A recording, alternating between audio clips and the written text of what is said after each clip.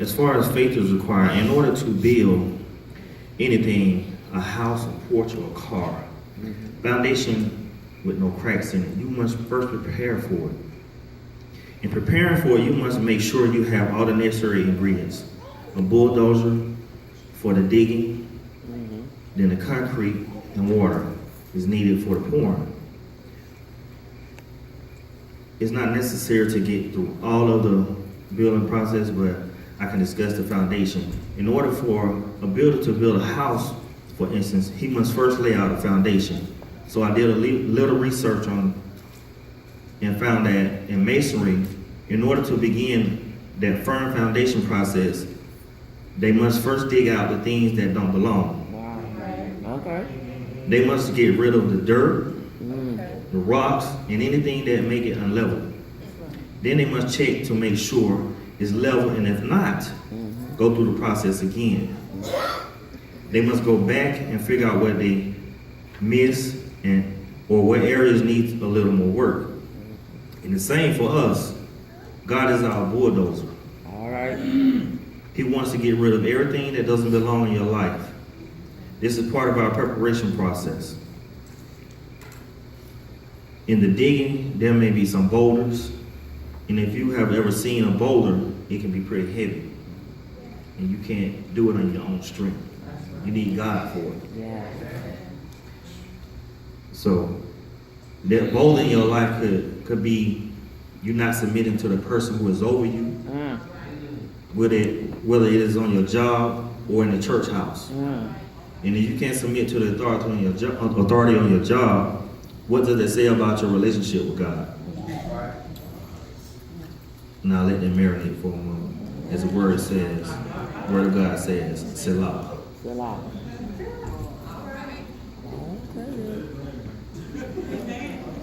And the next two ingredients needed were the concrete and water. These two ingredients for us would be our faith and trust. And some of us struggle in our faith, and just like the masonry has to go back and see what areas are needing more work, so does God have to let us stay in the pain a little while longer to grow in our faith. And that faith is in Him. It may be a waiting period you must go through. It could be a season of what looks like a drought, or it could be belief for that unsaved loved one. Whatever it is, God is requiring you of your faith in Him to grow and trust in Him to bring it to manifestation. And I say bring it to manifestation because you must believe that God has already done it, and you just don't see it in the natural. You have to see it in the spirit. All right. And I could say, for me, for an example, I had a lot of problems with trusting in God and faith. And that's why this message had to come forth. And I hope it helps someone else. So God took me to Noah. And take a look at Noah. Noah prepared an ark based on faith and trust. He never saw the rain. Right. Wow. Never. But he took God at His word. At His word. And that's what we have to do as people, as His children. We have to take Him at His word, or else you run into stumbling blocks.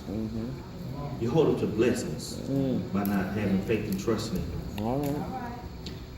And not trusting Him, holding up your blessing as far as your health, your finances, your relationships, your marriage. You know, you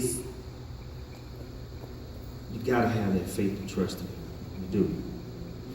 So he trusted what God said, and in faith he built the ark and weathered the storm.